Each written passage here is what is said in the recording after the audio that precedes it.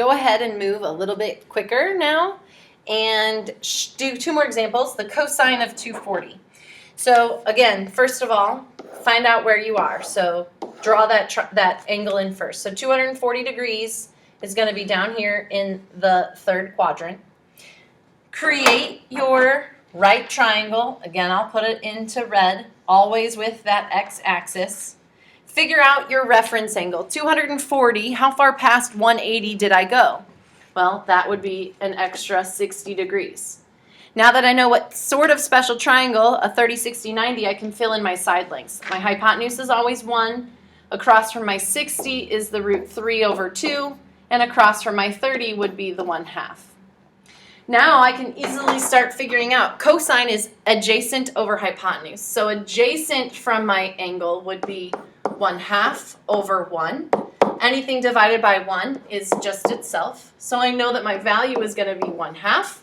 And the last step I need to figure out is this thing positive or negative? So I remind myself that all students take calculus in this third quadrant, only tangent is positive. So this does need to become negative, and I have my answer.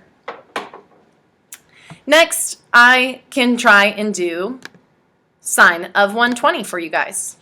So sine of 120, figure out where it is. 120 degrees is going to be in the second quadrant.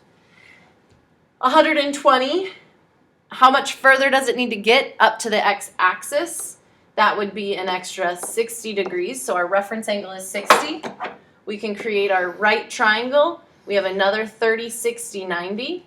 So our hypotenuse is 1. Across from our 60 is the root 3 over 2, and across from our 30, the 1/2. Sine is opposite over hypotenuse. So opposite is the root 3 over 2 divided by hypotenuse, which is 1.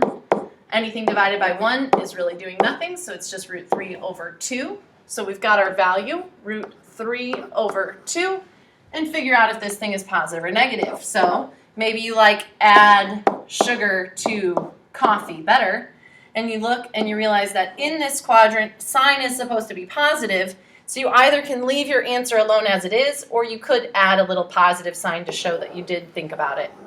And you have your final answer. There are 3 more examples on here. Why don't you go ahead and try and do those now?